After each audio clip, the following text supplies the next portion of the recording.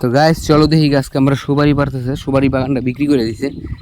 তো আমার সুপারি গাছ ওটা দেখতে খুব ভালো লাগে, একটা গাছ থেকে আরেকটা গাছের মধ্যে জায়গা সুন্দর, রিক্স আছে।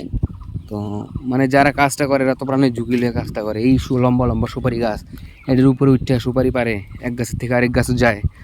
আর নিচ থেকে দেখতে তো খুব ভালোই দেখা যায়, সুন্দর লাগে। তো ওই যে ইনি যে বস্তা ধরে যারা রয়েছে, এই মানে ইনি মালিক, সুপারিটি ইনি কিনছে। আসলে আমরা সেরকম বড় বাগান নাই গা, কিন্তু বাড়ির আশপাশে যে কয়েকটা গাছ আছে মোটামুটি ধরো 60-70টার মতো গাছ হইতে পারে। তো 20,000 টাকা দিয়ে সম্পূর্ণ বাগান দেখা কিনে নিছে উনি। তো সুপারির দাম বর্তমানে ভালো আছে। আর এইদিকে যে বাইরে বাইরে রাখছে এই দাদাটা সবাই নিয়ে একখানে করতেছে। এই সুপারিটা এবার বটায় বটায় পরে বস্তার ভিতরে ভইরা বস্তা প্যাকিং করব। আর ইনি নিয়ে বিক্রি করবো আবার কেজি হিসাবে। আমরা এমনিতে বাগান দেখে দাম কইয়া 20,000 টাকা দিয়ে নিছে, কিন্তু উনি যে বিক্রি করবো উনি কিন্তু কেজি হিসেবে বিক্রি করবো।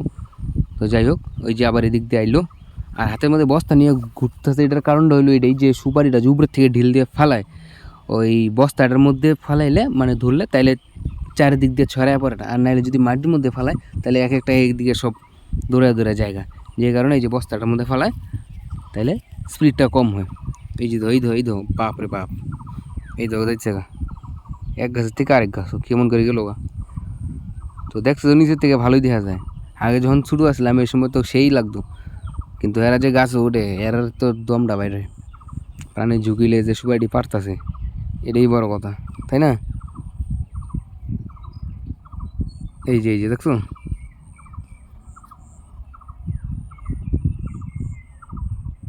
আসলে বেশি অর্ধেক গাছ পাড়া হয়ে গেছে, আর অল্প কয়েকটাই আছে।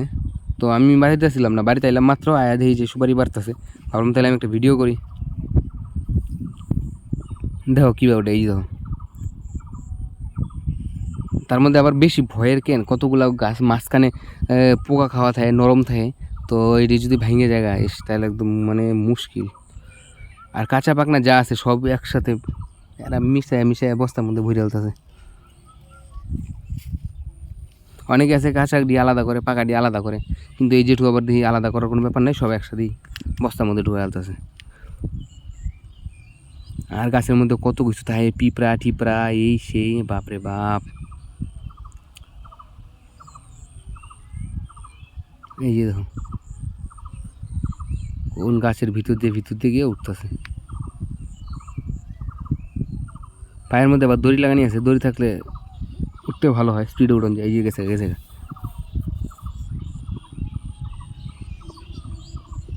দেখো, তার মধ্যে আবার গাছের মধ্যে উঠা গাছটার এক হাতে জড়ায় ধইরা এই যে আরেক হাতে টাইনে টাইনে বাধাটা চিরন লাগে। এটা কি কম কথা?